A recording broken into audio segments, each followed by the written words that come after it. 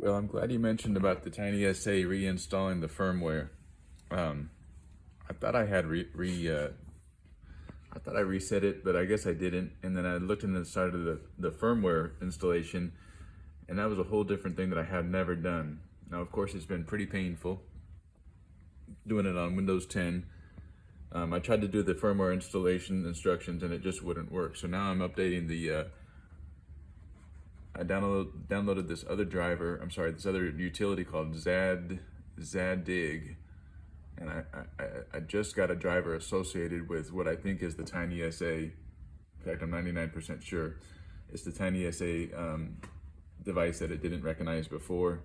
So I'm about to try to reinstall or rerun the update utility. Before it was giving me, if you can see, it says invalid DFU signature, no DFU capable USB device available. So let's see if that changes now. Press any key to continue. And there's my bat. Okay, yep, this is doing something different, so I'll let you know what happens when it's done. Well, I was hoping for a fix, but unfortunately I think it's not going to work. I went through the self-text again, and it failed several times before, I know, and I think if I just hit this, it'll continue to fail. Oh no, it's not going to even do that. So basically, yeah,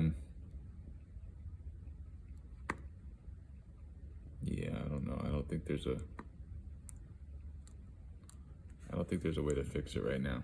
I'll play with it just a little bit more, but I'm afraid that it's not going to work. The high goes from 240 megahertz down or up to about a gigahertz. So unfortunately, that's not going to look at what I'm looking at here. You can see that I do have some signals on that part works. But if you go to the low, it's just a flat noise floor, and it just doesn't work. And I don't know why, obviously I must have screwed something up. I think I'm gonna save up for another one and just only use it as a spectrum analyzer, and even include something like this, my attenuator, 20-to-1 attenuator, so as to protect it. But yeah, that's where I'm at with the TinySA. I'll try a few more things, but I don't think it's gonna work. Well, you can see my bodged capacitor. There was a capacitor underneath here. And I said, well, you know what, here's my input of the low input. I said, well, if anything that might go wrong, it's the first thing, right? So I replaced it with one that I had in my parts box. I was 0.1 microfarad. And I was really hopeful that would be a fix, but unfortunately it wasn't. It just basically did the same thing. So I'm really kind of out of ideas, other than, of course, replacing the dang thing. But it seems as if something else is going wrong. Maybe this chip got fried. I don't know, which is super unfortunate, right? That's frustrating, but anyways. So that's where I'm at. I just want to let you know that I've tried, but I just don't think that this is going to be a successful, oh gosh, what you call it, a successful enterprise. All right, I'll keep trying a few more minutes, but I'm not very hopeful.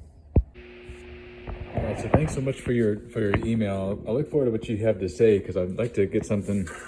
Oh gosh, I'd like to improve on this design somehow, if possible, or go a different route. But I try not to spend too much money, really. Right now I got my little Bluetooth connector. It just came today, and I got really excited, to be honest, because I was picking up my radio, and I had it connected to that antenna, that extendable antenna, and I actually placed the radio down there, and I had good sound, right? So that was the farthest we've got so far. However, what was happening was I was holding on to this antenna with my right hand, placing it, and I was placing the radio down with my left hand. and somehow my body was acting as an antenna. Like the antenna was going like this, the signal was going through my body and out my left hand, giving it a good sound right there.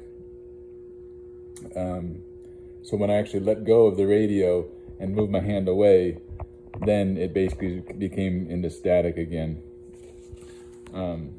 So that was unfortunately not a real conclusion or whatever. So basically, I think I'm gonna maybe take a break on this guy right here, and then start to work on the ICO and see where I can get from him. Maybe I can get him kind of closer to being done today, and I'll let you know how that goes.